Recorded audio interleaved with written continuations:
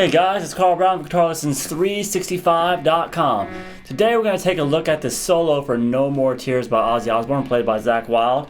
Now this one's got some pretty intense guitar work in it, of course. It is Zakk Wylde. Pretty aggressive picking, but we're going to break it down and hopefully kind of break it into little phrases that you can understand. Alright, I am tuned down a half step just like they are on the record. Just sounds better, it felt better on the guitar that way, so I just decided instead of teaching it standard like I usually do, just kind of tune it down. So let's take a look at it. We're going to start with a nice melody to begin with. Here's the first phrase.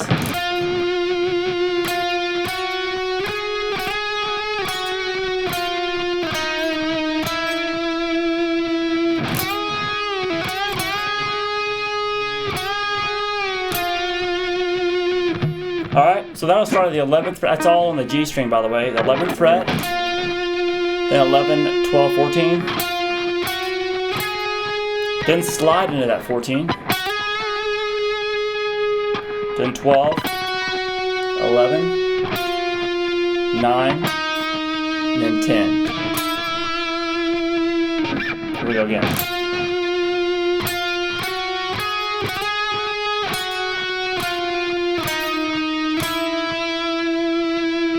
Alright, now we have a whole step bend at the 12th fret on the G string. Release. Pull off to the 10th fret, and then bend again.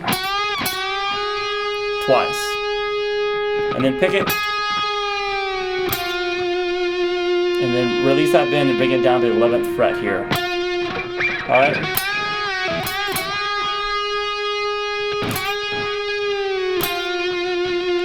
Alright, that'll start our next phrase.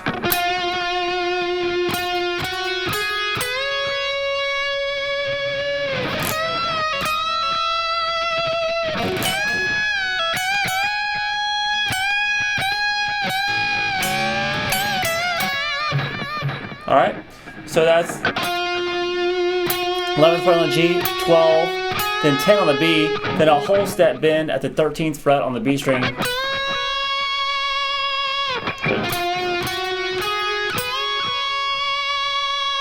Alright, it's really kind of building the intensity here, so just keep that in mind.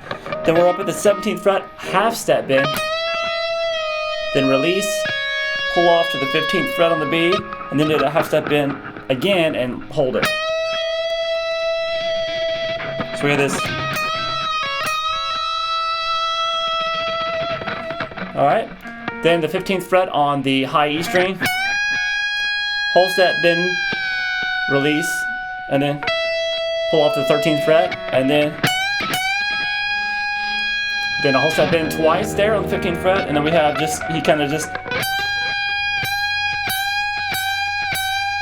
So you're releasing that bend and just kind of bending it back up to pitch a little. You're not bringing it all the way back down. And he does that a few times.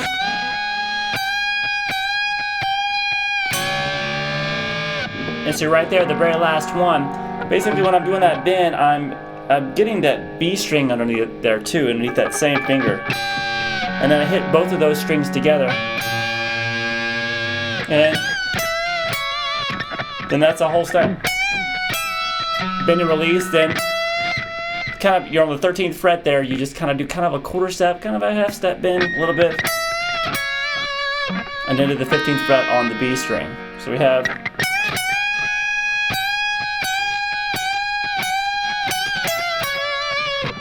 alright, next lick sounds like this.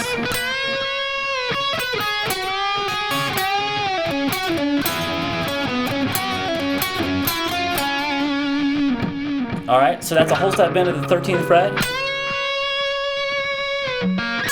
Then 10 on the high E, then 13, 10 on the B. 12th fret, whole step bend. Then you're going to bar across the 10th fret on the B and the high E string. Play both of those one after the other, so we have.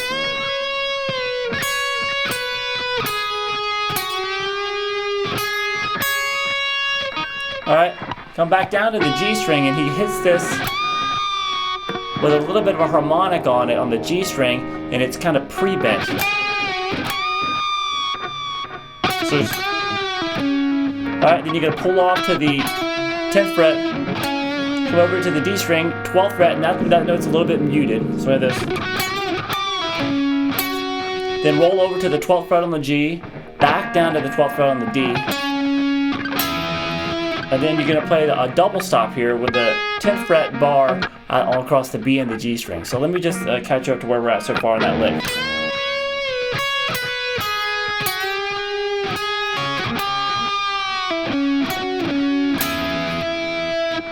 Then we're going to go 12, 10, 12 on the D string.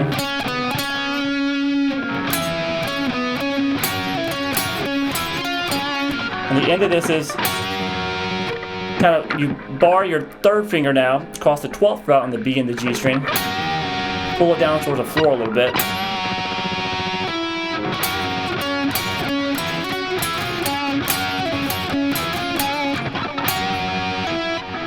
So after you do that, you're going to come on and hit the 12th fret again on the D. Then back to those two 12s. Back to the D. Then the 10 bar again. Then play the 11th fret on the G and the 12th fret on the D.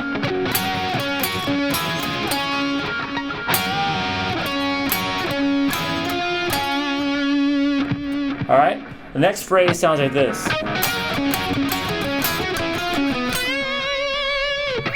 Alright, so it's kind of more the kind of really aggressive, kind of bluesy style of playing. So we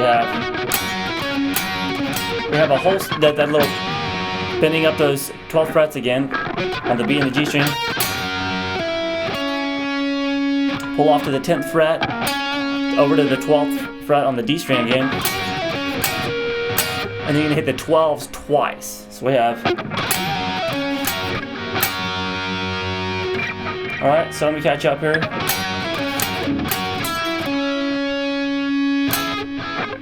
Alright, so then we do the 10th fret, back down to the D, 12th fret, back to those 10. So we have this. And then one more time on the 10s. Then that 11 on the G again. Then 12, 10, and then whole set bend at the 13th fret. So let me go through that really slowly from when he gets into, first goes into those style of riffs. So we're going to start with the bend of the 13th fret here.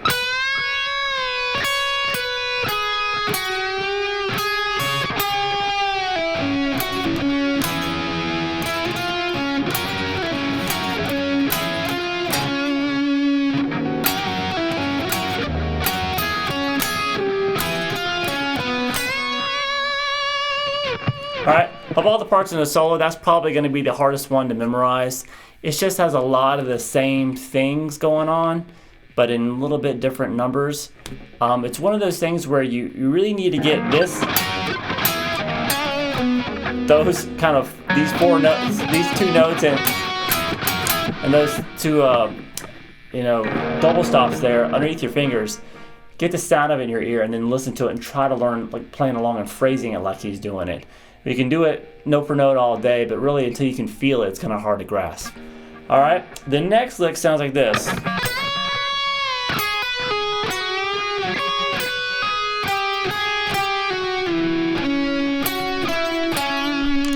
Alright, so that's a little bit of a legato lick. So it's a whole step bend at the 13th fret. Then we're going to do a hammer from 10 to 13, pull back to 10. Then the 13 on the G string, back to the 10th fret on the B string. Then pull off 13, 12, 10 on the G string.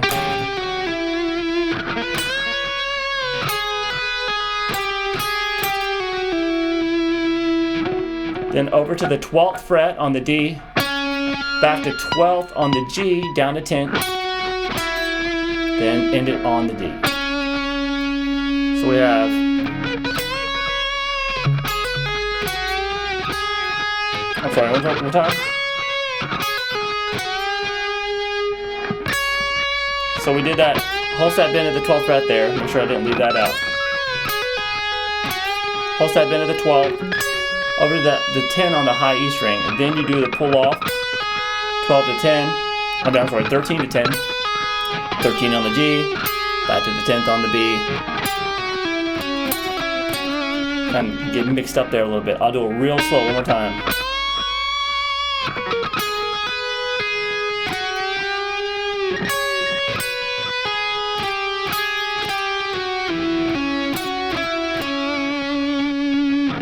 Alright, next phrase sounds like this.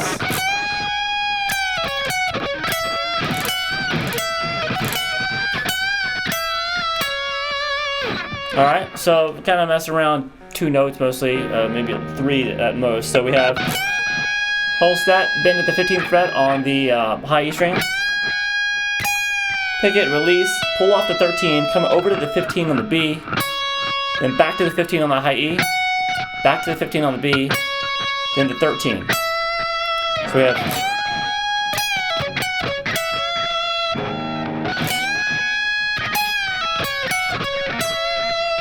alright, now he's going to do some raking of the strings. So I'm just raking the strings across, muting it with my right hand palm, bending up on the 15th fret, and then playing the 13. That last one, and then go kind of in like we did before. Whole step bend and release.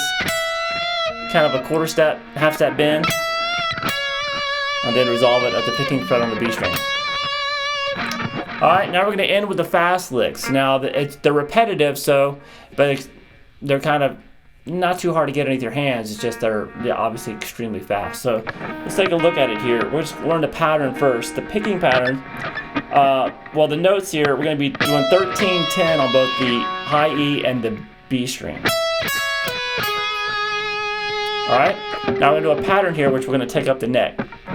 We're going to go down, up on 13, then 10 on the high E string. Then you're going to pick 13 and pull off to 10. So we have this. Down, up, down, pull, and come over to the B string and downstroke and pull off to 10. So we have. So that's the pattern. He repeats it 4 times.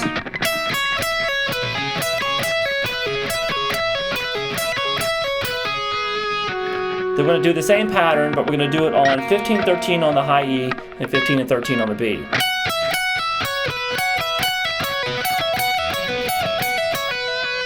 Alright, then we're going to do it 4 more times here. 17, 15 on the high E, 18, 15 on the B.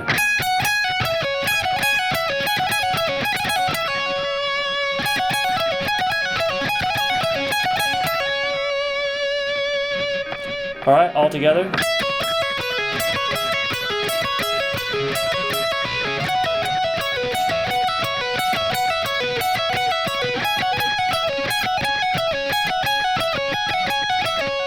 Alright, now we have a straight alternate picked lick. That's going to go 18, 15, 13, then 15 on the B string. Now to do this a little bit easier, started with an upstroke. Up, down, up, down, up. Just repeat those 4 notes.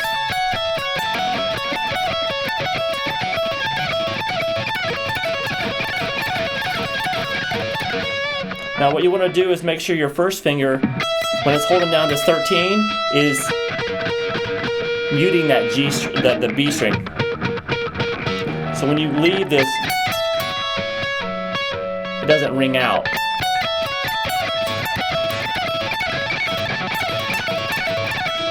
Alright, then take the exact same pattern and move it up 2 frets. So we have